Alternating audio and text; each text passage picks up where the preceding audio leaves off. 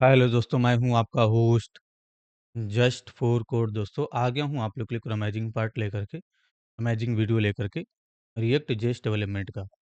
Previously हमने controlled and uncontrolled component समझा था और फॉर्म को वैलिडेट कैसे करना है ये भी समझा था। तो फॉर्म को वैलिडेट का मतलब ये हो गया कि जो भी फॉर्म से आप इनपुट ले रहे हैं वो बिल्कुल सही तरीके से हो, अनवांटेड डेटा ना जाए। ईमेल है तो वो ईमेल के तरीके से जाए, मोबाइल है तो वो मोबाइल के तरीके से जाए, और पासवर्ड है तो उसको भी वैलिडेट करते हैं कि एट मिनिमम 8 डिजिट का होना चाहिए या उसमें कैपिटल लेटर, फर्स्ट लेटर ये सब होना चाहिए। तो वो सब हम आगे भी देखेंगे। बस आप फॉर्म वैलिडेशन का मतलब यही समझो कि जो भी इनपुट फील्ड हैं उनको वैलिडेट करना, ठीक है? ताकि यूज़र कोई भी अनवांटेड चीज़ उस वहाँ से इनपुट ना कर दे। ये भी आपने समझ लिया था। तो जो भी नोट्स है वो आपको डिस्क्रिप्शन में मिल जाएगा। आप डाउनलोड कर लीजिएगा और जो भी एडवांटेज डिसएडवांटेजेस हैं उनको पढ़ लीजिएगा, कंट्रोल वीएस अनकंट्रोल कंपोनेंट के, क्योंकि इंटरव्यू वगैरह के अंदर आपसे पूछा जा सकता है। फॉर्म वैलिडेशन के लिए कई सारी लाइब्रेरीज़ हैं रिएक्ट में, उनका भी यूज़ करते हैं, जैसे कि फॉर्मिक है, यप है, रिएक्ट हुक फॉर्म है, इन सब चीज़ों का यूज़ करते हैं फॉर्म को वैलिडेट करने के लिए। तो आगे ज़रूरत पड़ी तो हम लोग यूज़ ज़रूर करेंगे, ठीक है? आज का जो टॉपिक है वो fetch data in React using SWR and Axios, यानी कि डेटा फेच करना, एचटीटीपी रिक्वेस्ट करना। एचटीटीपी रिक्वेस्ट करना एक्सक्यूएस की हेल्प से और एसडब्ल्यूआर की हेल्प से आप सीखने वाले हो। वैसे तो एचटीटीपी रिक्वेस्ट आप फेच फंक्शन से भी कर सकते हो, ठीक है? यानी कि यहाँ पर लिखा गया while building a React application you often need to fetch data from API, यानी कि एपीआई से आपको डेटा फेच करने की ज़रूरत पड़ती है। React does not provide a built in way, कोई रिएक्ट के पास कोई बिल्ट इन तरीका नहीं है टू डू दिस। तो so we typically use library like Axios और एसडब्ल्यूआर। वैसे फेच फंक्शन है जावास्क्रिप्ट का, उसकी हेल्प से भी हम जो है एचटीटीपी रिक्वेस्ट कर सकते हैं। तो फेच फंक्शन थोड़ा जो है अ, जो है इस फंक्शन से जब आप कुछ भी रिक्वेस्ट वगैरह करते हैं तो हमें कई चीज़ों सारी चीज़ों को देखना पड़ता है उसमें। बट एसडब्ल्यूआर हो गया, एक्सयूएस हो गया, इसकी हेल्प से जो है चीज़ें आसान हो जाती हैं और एरर वगैरह आप आसानी से हैंडल कर पाते हैं, ठीक है? तो हम एसडब्ल्यूआर का और एक्सयूएस का एग्जांपल देखेंगे कि कैसे दोनों का यूज़ करना है अपनी प्रोजेक्ट में। तो कुछ एडवांटेजेस एंड लिखे गए हैं और कौन-सा बेटर है, इस केस में वो भी लिखा गया है, तो इनको ज़रूर पढ़ लीजिएगा। नोट्स आपको डिस्क्रिप्शन में मिल जाएगा, डाउनलोड ज़रूर कर लीजिएगा। तो सबसे पहले अपना जो प्रोजेक्ट है उसको कंपाइल कर लीजिएगा। कंपाइल करने के बाद आपको ब्राउज़र में भी ओपन कर लेना है और वीएस कोड में भी अपने कोड को ओपन कर लेना है, तरीके से, ठीक है? और ये जो प्रोजेक्ट है, इसका कंपाइलेशन बंद कीजिए, सबसे पहले सीएलएस कीजिए और npm i-swr, ये एक लाइब्रेरी है। दोनों साथ में लिख सकते थे हम, npm i-swr और स्पेस दे करके XUS भी। फिर से यहाँ पर लिखेंगे npm i XUS, तो इसी तरीके से लिखिएगा npm i XUS। तो दोनों को हम इंस्टॉल कर लेंगे। सबसे पहले हम XUS का यूज़ सीखेंगे, उसके बाद हम SWR का भी यूज़ सीखेंगे कि कैसे करना है। चलिए ज़रा प्रोजेक्ट को दोबारा से रन कीजिए, तो मैंने रन डेप कर दिया, प्रोजेक्ट कंपाइल हो जाएगा। यहाँ पर आ जाइए अपने वीएस कोड में और जो आपका प्रोजेक्ट है उसको ओपन कीजिए। मैंने प्रोजेक्ट ओपन कर लिया है, मैं एक नया कंपोनेंट बनाने वाला हूँ, तो कंपोनेंट वाले फ़ोल्डर में जाएँगे यहाँ पर और एक फ़ोल्डर बनाएँगे एचटीटीपी के नाम से। तो ज़रूरी नहीं कि एचटीटीपी के नाम से बनाया जाए, किसी भी नाम से बना सकते हो। एचटीटीपी रिक्वेस्ट करने वाले हैं, बस इसलिए मैंने यहाँ पर एचटीटीपी के नाम से फ़ोल्डर बना लिया। एक कांस्टेंट बनाएँगे ज़रा इस तरीके से, एचटीटीपी रिक्वेस्ट के नाम से, फुलबैक मैंने डिफ़ाइन किया इस तरीके से और रिटर्न कीवर्ड का यूज़ करूँगा। और मैंने यहाँ पर पैरेंथेसिस, उसके अंदर एक डिव, देखिए एक डिव बना लूँगा मैं इस तरीके से। डिव में मैं क्लास नेम का यूज़ करता हूँ और सबसे पहले मीन हाइट स्क्रीन डिफाइन कर दूँगा, तो min hyphen h hyphen screen, और इस डिव में आपको min height screen W full flex justify center item center और फ्लेक्स कॉलम डिफाइन कर देंगे। फ्लेक्स हाइफ़न कॉलम ये डिफाइन नोटिस कीजिए, जस्टिफाई सेंटर और आइटम्स सेंटर ये भी लगा देना है। अब यहाँ पर आ जाइए और H1 से फ़िलहाल यहाँ पर लिख दीजिए फेचिंग डेटा। अभी मैं इसको हटाऊँगा, फ़िलहाल मैं यहाँ से एक्सपोर्ट करूँगा इस कंपोनेंट को ताकि मैं इंपोर्ट कर पाऊँ। तो एक्सपोर्ट डिफ़ॉल्ट कीवर्ड सर्च करेंगे और जो आपका एचटीटीपी रिक्वेस्ट है इसको यहाँ से एक्सपोर्ट कर देंगे, ठीक है?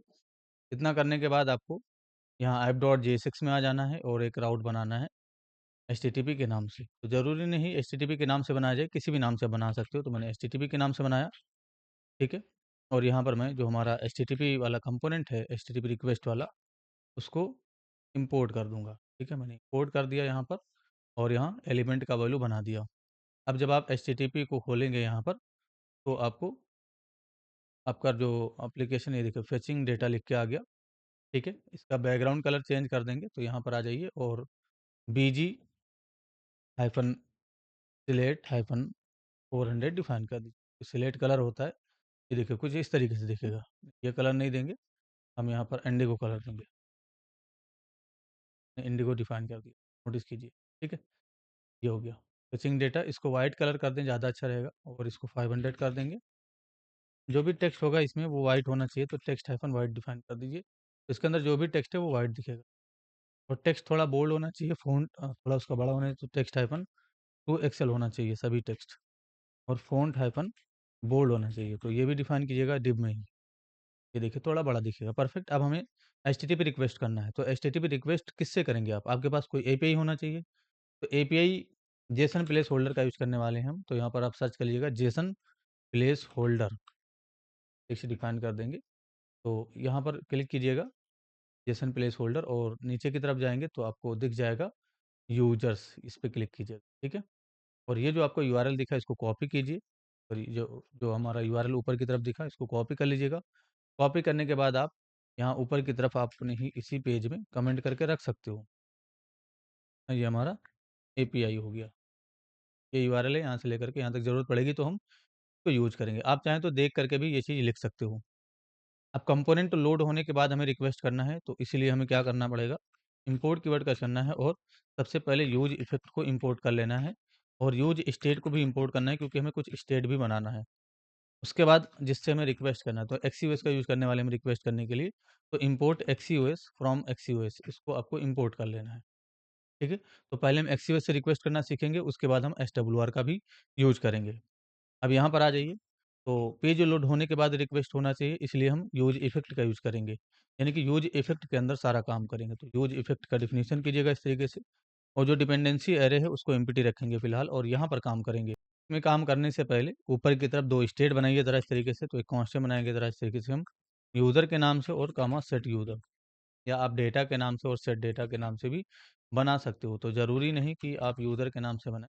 वैसे यहाँ पर यूज़र्स का रिक्वेस्ट करने वाले हैं हम, तो इसी नाम से बनाइए, मीनिंगफुल रहेगा। यूज स्टेट को एज अ फंक्शन कॉल करेंगे, और डिफ़ॉल्ट वैल्यू इसमें क्या रखेंगे, डिफ़ॉल्ट वैल्यू देखिए इसमें अरेफ ऑब्जेक्ट आने वाला है, तो आप डिफ़ॉल्ट वैल्यू अरे रखिएगा। ठीक है, तो जैसा डेटा आने वाला हो उस तरीके से आप यहाँ पर जो है चीज़ों को डिफ़ाइन कीजिए। अगर कोई ऑब्जेक्ट आने वाला है तो यहाँ पर ऑब्जेक्ट का सिंबल दिया करो। अगर आपको नहीं मालूम है कि कैसा डेटा आने वाला है, तो आप यहाँ पर नल दे सकते हो। अगर आपको बूलियन से हैंडल यानी कि ट्रू आने वाला है या फॉल्स आने वाला है, तो यहाँ पर फॉल्स या ट्रू रखेंगे। और अगर आपको ऑब्जेक्ट आना है तो ऑब्जेक्ट रखेंगे, और अगर एरे ऑफ ऑब्जेक्ट आना है तो यहाँ पर एरे रखेंगे, या एरे आना है तो सिर्फ एरे रखेंगे। और अगर आपको मालूम ही नहीं है कि किस तरीके का डेटा आप इसमें डालने वाले हो, तो नल रखिए हमेशा। ठीक है, नल, इसको नल रखें। हमें मालूम है कि अरे ऑफ ऑब्जेक्ट आने वाला है, क्योंकि ये जो एपीआई है ये आपको अरे ऑफ ऑब्जेक्ट देगा। यहाँ पर जब आपने क्लिक किया, देखो ये अरे है, इसका पहला ऑब्जेक्ट ये रहा, फिर इसके अंदर दूसरा ऑब्जेक्ट है, यानी कि एक अरे ऑफ ऑब्जेक्ट आपको मिलेगा। हमारे पास कोई अभी एपीआई नहीं है, क्योंकि हमने अभी नोड जेएस नहीं पढ़ा है। तो जब हम नोड जेएस वगैरह पढ़ लेंगे तो हम अपना खुद का एपीआई जनरेट करेंगे और उससे रिक्वेस्ट करेंगे। फिलहाल हमें किसी फेक एपीआई का ही यूज़ करना पड़ेगा, तो जेसन प्लेस होल्डर आपको प्रोवाइड करता है गेट रिक्वेस्ट करने के लिए, और आप जो है इसका गेट रिक्वेस्ट करेंगे तो कुछ डेटा आपको वहाँ से मिल जाएगा। तो 2 स्टेट बनाना है आपको, क्योंकि हमें डेटा आने में टाइम लगेगा, तो उस समय हम लोडिंग यानी कि लिखेंगे लोडिंग वगैरह, लोडर वगैरह प्रेज़ेंट कर सकते हैं। तो मैंने यहाँ पर लोडिंग के नाम से और सेट लोडिंग के नाम से एक कंपोनेंट बना दिया। अब इसमें मुझे ट्रू और फ़ॉल्स रखना है, तो बाय डिफ़ॉल्ट मैं इसको फ़ॉल्स रखूँगा। यानी कि इसमें मुझे ट्रू या फ़ॉल्स हमेशा अपडेट रखना है। तो मैं यहाँ पर फ़ॉल्स रखूँगा बाय डिफ़ॉल्ट। तो मैंने क्या कहा, जिस तरीके का डेटा आने वाला हो उस तरीके से आप यहाँ पर चीज़ों को रखिए। ठीक है? या आप ट्रू रख दीजिए, अगर आप बाद में इसको फ़ॉल्स करना चाहते हो तो पहले से इसको ट्रू रखो, कोई दिक्कत नहीं है। ठीक है? तो जैसे है वैसे रखिए। मैंने ट्रू रखा, क्योंकि मुझे जब डेटा आ जाएगा उसके बाद इसको फ़ॉल्स करना है। अब यहाँ पर आ जाइए यूज़ इफ़ेक्ट के अंदर। अब यूज़ इफ़ेक्ट के अंदर ये जो आपका एक्सीओएस है, एक्सीओएस, इसी के लिए डॉट गेट फंक्शन कॉल करना है, और अपना एंड पॉइंट देना है। एंड पॉइंट का मतलब अपना जो आपका एपीआई यूआरएल है वो देना है। तो हमारा एपीआई यूआरएल ये रहा, कॉपी कर लीजिएगा कंट्रोल सी करके, और इसके अंदर यानी कि डुअल कोट में आपको पास कर देना है। फर्स्ट आर्गुमेंट यही है आपका। अब सेकंड आर्गुमेंट क्या हो जाएगा? सेकंड आर्गुमेंट आपका कुछ नहीं होगा, आप ये गेट रिक्वेस्ट कर लेगा, ठीक है? तो यहाँ पर एक्सेप्शन हैंडलिंग भी करना है, हो सकता है कोई एरर आ जाए, तो यहाँ पर डॉट लाके अब देन इसका यूज़ कीजिएगा, या आप इंटर करके भी लिख सकते हो उस चीज़ को। यानी कि अगर आप यहाँ नहीं लिखना चाहते हो तो इंटर कर लीजिए, यहाँ सेमीकोलन नहीं लगाइएगा और डॉट देन ऐसे आप लिख लो। यहाँ भी आप लिख सकते हो इस तरीके से, और इसके पैरेंथेसिस में आप जो भी रिस्पॉन्स आया उसको रिसीव कर लो, फिर इसका कॉल बैक बनेगा। ये इसका कॉल बैक हो गया, ठीक है? यहाँ पर आपका रिस्पॉन्स आ गया। फिर आपको एरर हैंडल करना है, तो यहाँ पर कैच, यानी कि एरर को कैच करेंगे और यहाँ पर भी हम एरर को रिसीव करेंगे और इसका कॉल बैक बना देंगे।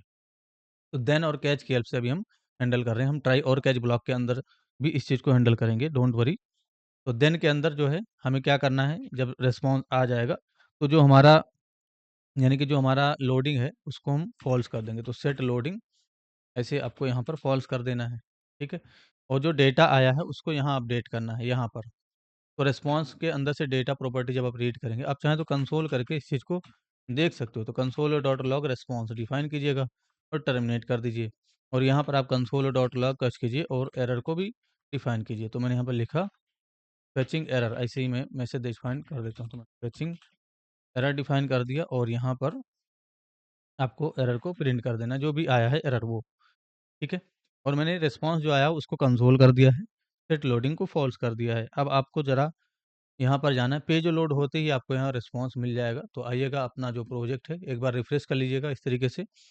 कंसोल किया है अपने, तो कंसोल में आपको डेटा दिख जाएगा। यहाँ पर क्लिक कीजिएगा और ये ऑब्जेक्ट आ गया, ये देखो, ठीक है? अब इसके अंदर ऑब्जेक्ट के अंदर से जब डेटा रीड करेंगे तो आपको अरे ऑफ ऑब्जेक्ट मिल जाएगा यूज़र्स वाला। ये देखो, ये डेटा रीड करेंगे तो ये यूज़र्स की इन्फॉर्मेशन ये आपको मिल जाएगी, और वही मुझे इस डेटा में रखना है। तो यहाँ पर अपडेट करेंगे उस चीज़ को हम कैसे? सेट डेटा की हेल्प से। तो सेट डेटा का यूज़ कीजिएगा और इसमें रिस्पॉन्स के अंदर से डॉट डेटा रीड करके वहाँ पर अपडेट कर दीजिए। अब नीचे जहाँ पर भी आपको प्रेज़ेंट करना है वो आप प्रेज़ेंट कर सकते हो। तो मुझे यहाँ प्रेज़ेंट करना है। पहले तो मैं ये चेक करूँगा ऐसे, यानी कि मैं यहाँ पर डिफ़ाइन करना चाहता हूँ, क्या लोडिंग हमारा ट्रू है? अगर लोडिंग ट्रू है तो हम यहाँ पर एक जो है h1 का यूज़ करेंगे इस तरीके से, और इसमें डिफ़ाइन कर देंगे लोडिंग डेटा या फेचिंग डेटा, जो भी आपको लिखना है वो डिफ़ाइन कर दीजिए। ये अगर ट्रू है तब ये तो शो हो जाएगा। अगर लोडिंग फ़ॉल्स है तब हम क्या करेंगे, तब हम अपने डेटा के लिए लूप चलाएँगे। तो डेटा के लिए लूप चलाइएगा, ये जो डेटा है इसके लिए। तो पहले तो आप चेक कर लीजिए क्या डेटा आ चुका है उसमें, बाय डिफ़ॉल्ट उसमें एरे। तो अब ख़ैर यहाँ पर डेटा के लिए डायरेक्ट मैप फंक्शन आप चला सकते हो, क्योंकि बाय डिफ़ॉल्ट आपने यहाँ पर एक एरे रखा है। तो इसके लिए आप चला सकते हो, कोई इश्यू नहीं होगा। मैप फंक्शन मैंने यहाँ पर अप्लाई किया, कॉल बैक डिफ़ाइन करेंगे इस तरीके से और पैरेंथेसिस को रिटर्न करेंगे। यहाँ पर आइटम को रिसीव कर लेना है, इसके साथ-साथ आपको इंडेक्स को भी रिसीव कर लेना है। अब यहाँ पर आपको काम करना है। अब मुझे सभी यूज़र का जो नेम है या उसका आईडी जो भी है उसको हम प्रिंट करना चाहते हैं।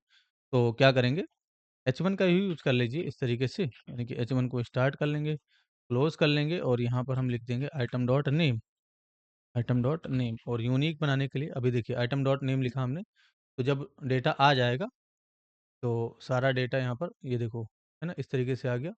और जब आपका लोडिंग स्टेट में रहेगा तो देखो लोडिंग डेटा लिख के आ रहा है ना यहाँ पर, थोड़ी देर के लिए फिर वो चला जा रहा है। अगर हम यहाँ पर इसको फ़ॉल्स ना करें, यानी कि इस चीज़ को फ़ॉल्स ना करें, तो लोडिंग वाला भी दिखता रहेगा हमारा। ये देखो मैंने रिफ्रेश किया, फिर से रिफ्रेश करेंगे, यहाँ पर हमने फ़ॉल्स किया था, ठीक है? सेट लोडिंग को अभी हमने यहाँ पर कमेंट कर दिया है, बाय डिफ़ॉल्ट वो ट्रू है। एक बार पेज रिफ्रेश कर लेंगे, आता है चला जाता है इसलिए क्योंकि जो है चीज़ें चेंज हो जा रही हैं, ठीक है? और यहाँ पर इस चीज़ को अगर हम हटा दें और पेज रिफ्रेश करें तो देखो लोडिंग डेटा दिखता रहेगा। लोडिंग डेटा इसलिए दिखता रहा क्योंकि आपने उसको फ़ॉल्स नहीं किया, तो फ़ॉल्स यहाँ पर करेंगे। देखिए मैंने फ़ॉल्स किया, अब वो जो है अभी जब मैंने फ़ॉल्स कर दिया तो अब नहीं दिखेगा। ये देखो डेटा आ गया, नहीं दिखा। हमें क्या करना है, हमें लोडिंग को फ़ॉल्स करना है जब डेटा आ जाए। तो डेटा यहाँ पर आ जाता है, तब आपने लोडिंग फ़ॉल्स कर दिया और जो डेटा आया उसको यहाँ पर रख दिया, और उसी के लिए आपने नीचे लूप चलाया ताकि पेज लोड होते ही आपको सारा डेटा दिख जाए। ये देखो इस तरीके से, ठीक है? अगर आपको लिस्ट में प्रेज़ेंट करना है तो इस चीज़ को आप कंट्रोल एक्स कर लीजिएगा और यूएल स्टार्ट कीजिएगा, यूएल के अंदर आप लूप चलाइएगा इस तरीके से, और ये आपका एलआई हो जाएगा, यानी कि लिस्ट हो जाएगा आपका। तो यहाँ पर हम एलआई बना देंगे इसको। तो नोटिस कीजिए अब यहाँ पर ये लिस्ट दिखेगा एज़ अ लिस्ट। एक बार पेज रिफ्रेश करेंगे, कोई इश्यू हो सकता है, देख लेते हैं क्या इश्यू है। अच्छा, तो इसमें इश्यू ये है, ठीक है, एलआई, अच्छा, अच्छा, ये जो कर्ली ब्रैकेट है ना, ये ये चीज़ कर्ली ब्रैकेट के अंदर होना चाहिए ऐसे, और ये वाला बाहर वाला हटा दीजिए, बाहर वाले का कोई काम नहीं है। यानी कि कर्ली ब्रैकेट के अंदर हमने नहीं लिखा था, तो जब लूप चलाएँ तो उस चीज़ को कर्ली ब्रैकेट के अंदर रखें। नोटिस कीजिए लिस्ट में दिखाइए, बुलेट वगैरह शो करना है तो यहाँ पर आप यूएल की प्रॉपर्टीज़ यूज़ कर सकते हैं। लिस्ट स्टाइल वगैरह ऐसा होता है ना, इसमें कुछ स्टाइल लगाते हैं इस तरीके से, और इसमें जो है लिस्ट स्टाइल का यूज़ करते हैं, और इसमें डिफ़ाइन करते हैं कुछ की वैल्यूज़, जैसे कि है ना? ऐसा कुछ बहुत सारी चीज़ें हैं जो सीएसएस की क्लासेस हैं। नंबर वगैरह भी आप दे सकते हैं, यानी कि यूएल की जगह आप ओएल का यूज़ कर सकते हो, तो ऑर्डर लिस्ट हो जाएगा ये। ओएल एक जो है, ओएल भी ये टैग होता है एचटीएमएल का, तो ये ऑर्डर्ड लिस्ट में कन्वर्ट हो जाएगा। मतलब यहाँ पर नंबर आ नहीं रहा, वैसे आना चाहिए। अगर आपको प्रिंट करना है तो आप इंडेक्स नंबर प्रिंट कर सकते हो। यहाँ पर ये इंडेक्स आ रहा है ना, इसके पहले यहाँ पर इस तरीके से आप इंडेक्स को प्रिंट कर सकते हो। इसके पहले इंडेक्स भी दिखेगा, यहाँ पर नोटिस कीजिए, ये दिखा ना? अब 0 से स्टार्ट हो रहा है तो आप इंडेक्स में +1 करके प्रेज़ेंट करो, तो मैंने +1 कर दिया। ये देखो, तो यहाँ से 1 से स्टार्ट हुआ, 10 डेटा आया। अब यहाँ पर नोटिस कीजिए, कंसोल में एक वार्निंग आ रहा होगा, each child in a list should have unique की। तो इसके बारे में आपको पहले भी बताया गया है कि जब भी आप मैप वगैरह चलाएँगे, यानी कि लूप चलाएँगे, तो सभी चाइल्ड के अंदर यूनिक की होना चाहिए, यानी कि प्रॉपर्टी का वैल्यू यूनिक होना चाहिए। तो की प्रॉपर्टी का वैल्यू यूनिक आप किससे बना सकते हो? इंडेक्स से बना सकते हो। यहाँ पर इंडेक्स डिफाइन कीजिएगा, अब वो वार्निंग नहीं आएगा जो आ रहा था। ये देखो, अब ये वार्निंग नहीं आएगा। एक बार पेज रिफ्रेश कीजिएगा, अगर आ रहा हो, तो पेज रिफ्रेश कर लीजिएगा। नोटिस कीजिए, अब नहीं आएगा, ठीक है? अब मैं आपको, यानी कि इसी चीज़ को ट्राई और कैच ब्लॉक के अंदर हैंडल, अब देखिए, ये जो एक्सेप्शन हैंडलिंग है ना, ये बड़ा आसान हो जाता है जब आप एक्सक्यूएस का यूज़ करते हैं, ठीक है? फेच में आपको बहुत सारे और भी कुछ आर्गुमेंट पास करना होता है, तब जाकर के आपको डेटा मिलता है।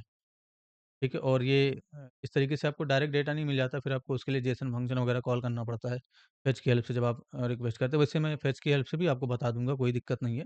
फिलहाल यहाँ पर जो है, इसको हमें क्या करना है, इ इसे अभी हमें ट्राई और कैच ब्लॉक से ट्राई करना है। तो यहाँ पर कंट्रोल एक्स कीजिएगा, सिर्फ़ इस लाइन को, ऊपर वाले को, और ये जो भी देन और कैच आपने लिखा है इसको हटा दीजिए। ट्राई ब्लॉक स्टार्ट करेंगे और कैच ब्लॉक स्टार्ट करेंगे, ठीक है? इस तरीके से, और यहाँ पर एरर रिसीव कर लेंगे, जो भी एरर है उसको कंसोल कर देंगे, तो कंसोल डॉट लॉग, और मैंने यहाँ पर डिफाइन किया इस तरीके से, फेचिंग एरर, और कॉमा से सेपरेट करके एरर यहाँ पर लिख दूंगा।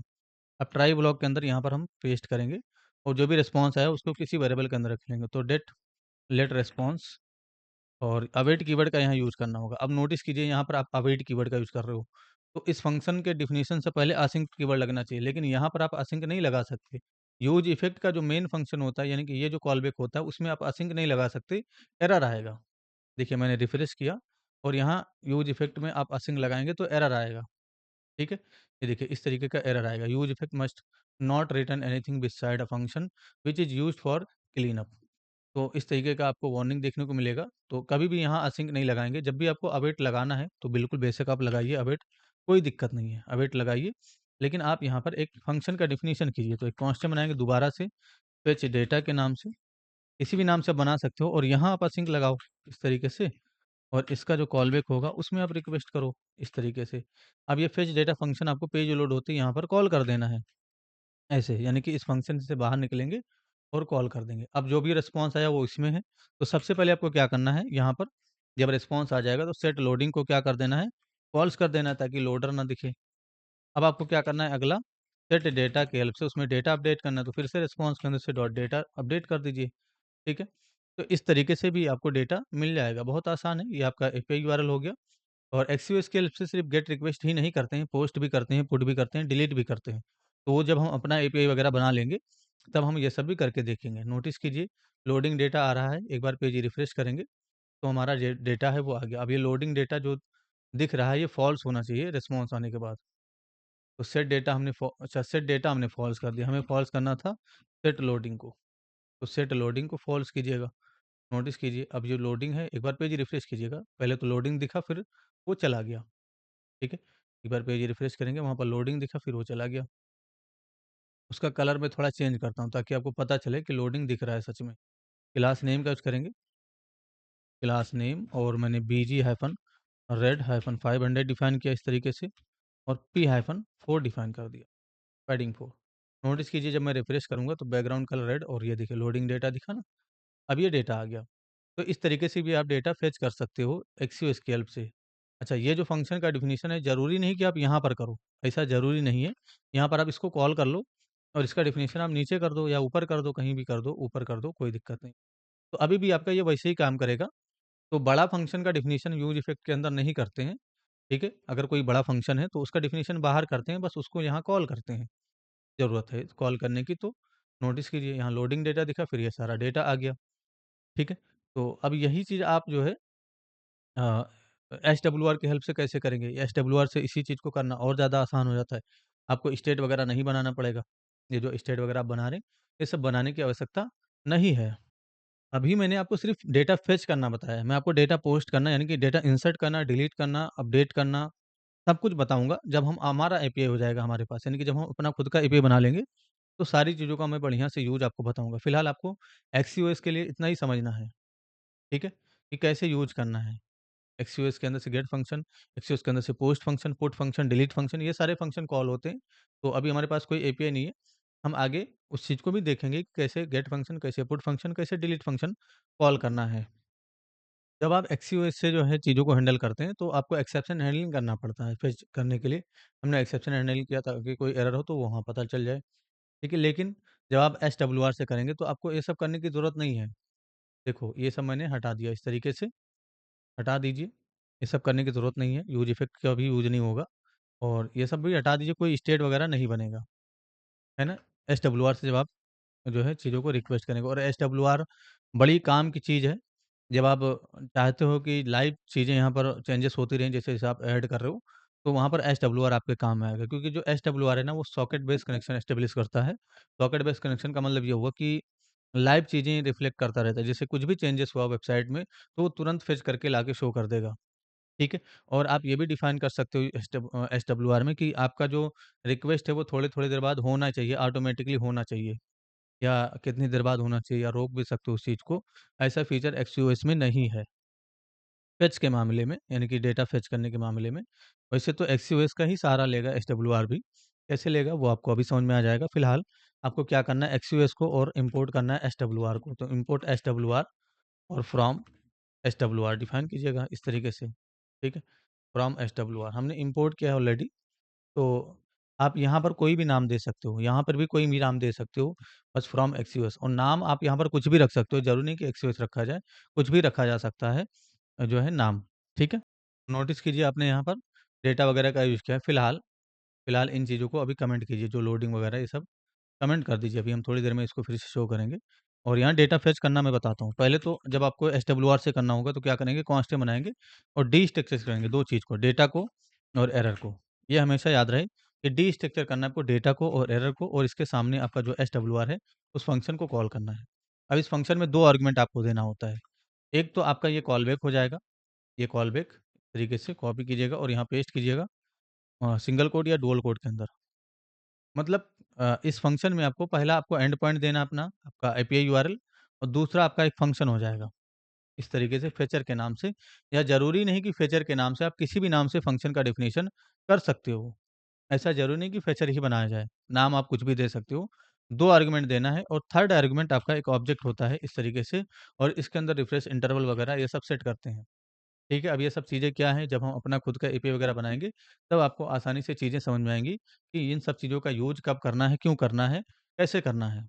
तो फिलहाल मैं आपको डेटा फेच करके बताता हूँ। तो जब भी आप एसडब्ल्यूआर फंक्शन का यूज़ करेंगे डेटा फेच करने के लिए, तो डेटा को और एरर को आपको क्या करना है, डीस्ट्रक्चर करना है और एसडब्ल्यूआर को एज़ अ फंक्शन कॉल करना है उसी के सामने और इसमें आपको एंड पॉइंट यानी कि अपना एपीआई यूआरएल दे देना है सबसे पहले, उसके बाद एक फेचर फंक्शन होगा, जो कि जिसका डेफिनिशन आप ऊपर करेंगे। तो एक कांस्टेंट बनाएँगे इस तरीके से फेचर के नाम से और जब भी आप फेचर फंक्शन को डिफाइन करेंगे, यहाँ पर आपका एपीआई रिसीव हो जाएगा। एपीआई का मतलब ये चीज़ आपका रिसीव हो जाएगा, ये। ठीक है? ये रिसीव हो जाएगा।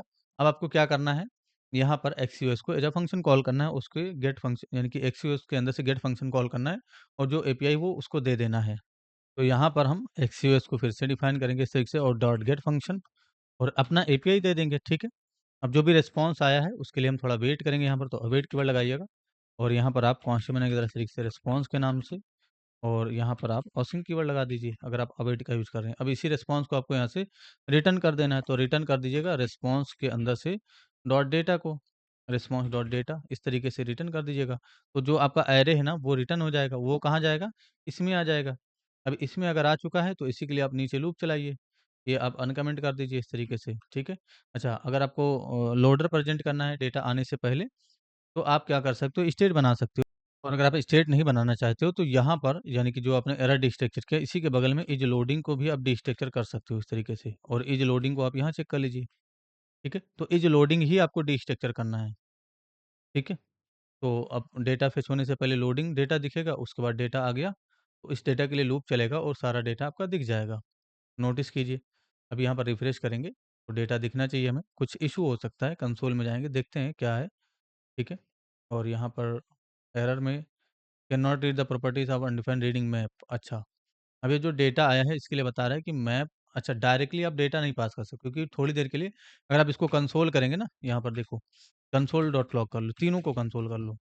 मैंने डेटा को कंसोल कर लिया और उसके बाद मैंने एरर को कंसोल कर लिया, फिर मैंने इज लोडिंग को भी कंसोल किया, तीनों को मैंने कंसोल किया थोड़ी देर के लिए, और इन चीज़ों को मैं कमेंट कर रहा हूँ थोड़ी देर के लिए, यूएल में जो रखा है मैंने, और इसको, ठीक है, इसको भी कमेंट कर देंगे। अब देखिए मैंने जब कंसोल कर दिया तो कंसोल में देखिए क्या होगा कि यहाँ पर क्लिक कीजिएगा, देखिए थोड़ी देर के लिए डेटा आपका अनडिफाइंड है और एरर आपका अनडिफाइंड है, लोडिंग का वैल्यू ट्रू है, और थोड़ी देर बाद क्या आया, डेटा में डेटा आ गया, ठीक है? और फिर जो है आपका एरर अनडिफाइंड यानी कि एरर कुछ भी नहीं है, और ये लोडिंग आपका फॉल्स हो गया, इज लोडिंग जो है वो फॉल्स हो गया। तो थोड़ा-सा टाइम लगता है डेटा आने में, तो अभी आपको कैसे करना है, देखिए मैंने कंट्रोल ज़ेड किया, ठीक है? और यहाँ जो लूप चल रहा है ना, पहले आप डेटा को चेक कर लो इस तरीके से, क्या डेटा आ चुका है? अब डेटा आ चुका है तब उसके लिए आपको लूप चलाना है। तो डेटा में जब डेटा आ जाएगा तब ये मेक फंक्शन काम करेगा आपका, ठीक है? तो अब यहाँ पर डेटा आपको दिख जाएगा, थोड़ी देर के लिए आपको यहाँ पर लोडिंग दिखेगा क्योंकि जब तक लोडिंग स्टेट में है, आपको लोडिंग दिखेगा, उसके बाद जो आपका डेटा है वो आ जाएगा, ठीक है? तो एसडब्ल्यूआर का यूज़ और एक्सयूएस का यूज़ दोनों का होता है, लेकिन जब आपको रियल टाइम चेंजेस चाहिए, जैसे ये जो आपका लिस्ट है, ये 10 डेटा है अभी और आपके पास कोई रजिस्टर का इन्फॉर्मेशन है, जहाँ से यानी कि रजिस्टर का फॉर्म है, वहाँ से आप डेटा ऐड करते हो। तो जैसे ही आपने रजिस्टर पे क्लिक किया, यानी कि एक नया डेटा ऐड किया, अगर आप चाहते हो पेज रिफ्रेश ना करना पड़े, जैसे ही हमने यहाँ पर ऐड किया, यहाँ तुरंत लोड हो जाए डेटा, तो एसडब्ल्यूआर का यूज़ करेंगे। क्योंकि एसडब्ल्यूआर सॉकेट बेस्ड कनेक्शन जो है यूज़ करता है और रियल टाइम में आपको तुरंत डेटा वो लोड करके दे देगा। आपको रिफ्रेश नहीं करना पड़ेगा, लेकिन यही चीज़ अगर आपने एक्सीओएस से किया, यानी कि एसडब्ल्यूआर का यूज़ नहीं किया, वैसे तो एक्सेस हो रहा है यूज़ गेट करने के लिए, लेकिन एसडब्ल्यूआर फंक्शन का यूज़ कर रहे हैं हम। तो इसमें आपको कुछ भी हैंडल करने की ज़रूरत नहीं है। देखो एरर ऑटोमैटिक हैंडल हो रहा है, लोडिंग ऑटोमैटिक यानी कि लोडर ऑटोमैटिक हैंडल हो रहा है, जब आप इस फंक्शन का यूज़ कर रहे हैं। लेकिन जब हमने एक्सयूएस का यूज़ किया था, तो वहाँ पर हमें हैंडल करने की ज़रूरत पड़ी थी, ठीक है? तो चीज़ें बहुत आसान हैं, धीरे-धीरे आपको और ज़्यादा चीज़ें क्लियर हो जाएँगी, डोंट वरी। और कैसे यूज़ करना है, बेहतर अप्रोच क्या है, वो सब आप प्रोजेक्ट वगैरह में ही अच्छे से समझ पाएँगे। जब हमारा खुद का एपीआई होगा और हमारे पास डिलीट के लिए, पोस्ट के लिए, पुट के लिए सारे एपीआईज़ होंगे, तो आपको बेहतर जो है चीज़ें क्लियर हो जाएँगी। बस आपको इतना ध्यान में रखना है कि एसडब्ल्यूआर और एक्सयूएस क्या होता है, इतना ध्यान में रखिएगा। चीज़ें यहाँ पर डिफाइंड है, आप पढ़ लीजिएगा। एडवांटेजेस क्या हैं एसडब्ल्यूआर के और दोनों में क्या-क्या चीज़ें हैं, summary, when to use Axios versus SWR दोनों के बारे में लिखा गया है। तो इन चीज़ों को भी आप पढ़ लीजिएगा। ठीक है, मैं ज़्यादा नोट्स वगैरह पे उतना ध्यान नहीं देता हूँ। नोट्स वगैरह अगर आपको चाहिए तो कोई भी टॉपिक आप सर्च कीजिए गूगल पे, चैटजीपीटी पे, कहीं पे भी, तो आपको उससे रिलेटेड काफ़ी सारी इन्फॉर्मेशन मिल जाएँगी और ज़रूरी नहीं कि जो है इसी तरीके से आपको जो है चीज़ें मिलें, ऐसा ज़रूरी नहीं है। आपको थोड़ा डिफ़रेंस भी दिख सकता है। तो आगे जो भी हैं इनके अंदर और भी चीज़ें होती हैं जो कि अभी आपको नहीं बताया गया है, वो समय आते समय आपको बता दिया जाएगा। फिलहाल एचटीटीपी रिक्वेस्ट कैसे करना है और फेचिंग के लिए एचटीटीपी रिक्वेस्ट कैसे करना है, यानी कि डेटा फेच करना है अगर आपको, तो उसके लिए एचटीटीपी रिक्वेस्ट कैसे करना है, ये चीज़ मैंने आपको बता दिया है।